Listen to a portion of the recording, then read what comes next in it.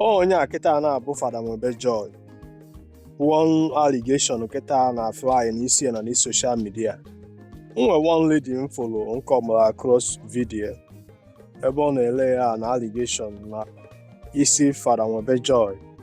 Ọ sị na Fada Nwebe Joy gwuru fa wayo. Do you understand me? O si na $1,000 banye na $800, si na $800 banye na $200. Ọ kpọkwuru one Reverend Fada nwanne na nwanne nwaanyị nwanne na emere nke nwa eme nke ọzọ. But o nwere ife m chọrọ ịkọwalụ gị ebe a nwanne m na-ege m ntị.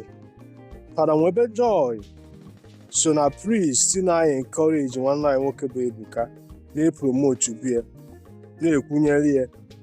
Mana oge ọ dị ka ọ chọpụtara dat na ọ bụrụzikwa ife ekwu ka a na-eme, o bido nyebe ndụmọdụ kwube some certain things. Akwa oge a ka anya bụ ọhụụ na ọgọdụ nọ wee kensi.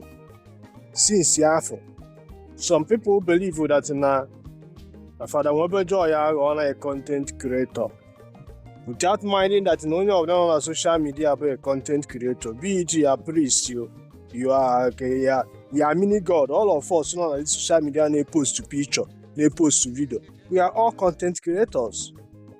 Ịghọtago? N'anya Mark, mụ na gị na-agbawe content creator. You understand me? Na mana ihe m chọrọ iji wee kwuo okwu a bụ tata bụ nwanne m ịma na o nwere ụdị mmadụ mbụ, no matter our differences, no matter ifesịkwa mụ na-akọ na dị social media, ifu na dị social media, no matter ifesịkwa mụ na gị na-abụ na-akọ, akwa ifuru ile a na allegation m adịrọ sure, I can never try it. I will never even be part of it. Ihe ọ na ma mma na m adịrọ sure na ndị osu na-ekwu nwa ma ntara anyị kwe ya atara anyị ya ma close on down this page ị na-afụ ọ ka mụ na mmadụ bịa gbawasa gị onye akọ n'elu nke ọ na-ana. Enwere m that such time.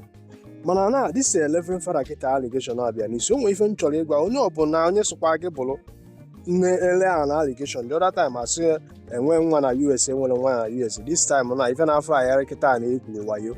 Some of unu nwa ya agwụ pụta na social media unu na-ekwu okwu amalọ na ịmakwa dati na gị nwa na-ekwu okwu na egwurugwu wayo na ịmakwa na igwu wayo bụ fraud ka ọ bụ ka ọ maka na ị na-ekwu ya dati na Reverend Fada Nwebe Joy nwere ike ọma mbịa si ube gị to court, ọma mbịa kpọwara gị polisi. O nwere ike ọ sị nọ ka alapụrụ ya Chukwu because na Reverend Fada ka ọ bụ. Lekwa nwanne anyị nwaanyị kịta na aka ya na ndị ya na nne ya bụ kwuru ka na-agbaghasị. Ịghọtago? Enye bel, enyere ya bel, anyecha ya bel ahụ ọ ka ya nọ na this country until this case finish here. Which na you and I knows that no ịmala oge nya bụ okwu nwere ike iji wee finish wee nwee ike ịnachighị azụ na base ya because na grantịrị mmadụ bel doesn't mean that na onye afọ adị na free. Na onye nke a nọrọ n'ebe ọ nọ kịta na-elekwa na allegation. Some people nọ na comment section na-apọmpụ ya carry go na ị na-ekwutie ya, you are saying the truth. Bọsị oge eleji o nwere ike onye na-abụ Fada Nwebe Joy. Do you understand me? Nwanne m onwe ife m chọrọ ịgwa gị, ọnụ mmadụ bụ ọnụ mmụọ, ọ mmadụ bụ Satan, ọ mmadụ bụ God. Whether you like it or not, if I'm gbara with the honest truth, mmadụ bụ devil, mmadụ bụ gịnị? God. Allegation ọ bụ na onye so gị bụrụ na ndị social media na-ele n'isi this our brother bụ Reverend Fada Nwebe Joy. Ịma ka mụ na fasi wee dị. Ịghọtago? Adam aka akụkọ ife a na-akọ n'ụlọ ụka because not until ha pụta na-agwa ndị be anyị that no mmadụ ga-asolve every problem ọbụla anyị na-afụ n'ụwa na onwere any spirit ga-asolve ya. Ọ ife ebe mụ na Fada wee na-enwe one kind nghọtafe. I'm one of them before wee mechaa wee chọpụta that na ife a na-akọwa otu abụ n'ezi ụkọchukwu na the same people no just na a na-enye ndị mmadụ hope because of na anyị nwere faith leadership. Do you understand me? Chere na ọ ga-adị mma na-ekpe na ọ ga-adị mma. Do you get my point now? Mana failing to tell our people that na ọkwa mmadụ nwere ike ya amend the things anyị nwee better society na nwere spirit ji onye ọbụla. Mana mma hapụzi because of na m na I disagree with them then fụzie eziokwu ya na m ekwu ya. Nwanne m onwe ife m chọrọ ịgwa gị, this our Reverend Fada nọ ebe anụnwa, any allegation ọbụla ị na-ebo this our Reverend Fada, make sure that an allegation afọ be valid. Make sure that allegation be the truth and nothing but the truth. Because ọ bụ na the allegation ị na-ele n'isi this our brother bụ Reverend Fada Nwebe Joy ma nke unu gwagwugo before ji enwe nwere nwa jide afịa na-akatọkasị ya na ndị social media. Any Reverend Fada ọbụla ị na-ebo ebubo the name of ị na-edefend one thing or the other, the name of na ezitere gị ezite. O nwee ife m chọrọ ịgwa gị, ndị Igbo so mkpụrụ onye kụrụ ka ọ ga-aghọrọ, na onye ọbụla azakọrọ ọnụ ga-ekpo. Ọ bụrụ na ikpopụrụ na ị ga-agba ụnụ na ọkọtachikwa ụkpaka mere na-eji isi ekwe a na ekene, ukwe nke ị ga-ebunwu na ọjụ ngwa ngwa na-ajụta ife ụta, okwe ngwa ngwa na-ekwetakwazi ife ụta. Na ndị Igbo si na kama mmọnwụ ga-agbaba ọsọ dada anya were igbe jebe. Ebubo ọbụla ị na-ebo this our brother n'ebe a, make sure na akwa eziokwu ka ị na-ekwu. Ebubo ọbụla ị na-ebo this our brother n'ebe a bụ Reverend Fada Nwebe Joy, make sure that no truth ka ị na-ekwu, maka ị ga-anatakwa ụgwọ ọrụ ife ọbụla itinyere. Whatsoever a man sow, he shall reap. Ọ bụ na eziokwu bụ ife ị na-ekwu ife a, ndụ guys udo ga-adịrị gị. Mana ọ bụ na asị na ebubo na just to tarnish his image, nwanne m ị na-alọpịa free o, obodo sọkwa gị nọrọ. Some of unu amala na karma is real.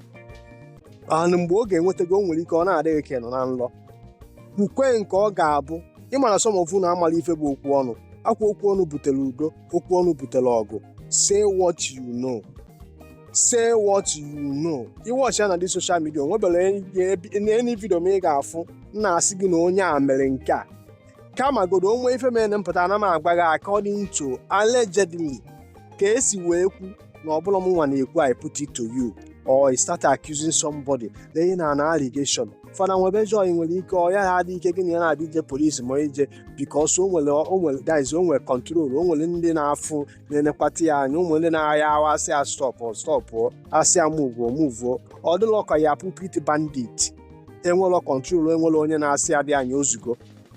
Do you understand what I'm saying? I know I'm not here to defend any Reverend Father, but ihe na-apụta ebe agwa, make sure that in ife ọbụla ị na-ekwu against Reverend Fada Nwebe Joy na any other Reverend Father na the social media, make sure na eziokwu ka ị na-ekwu.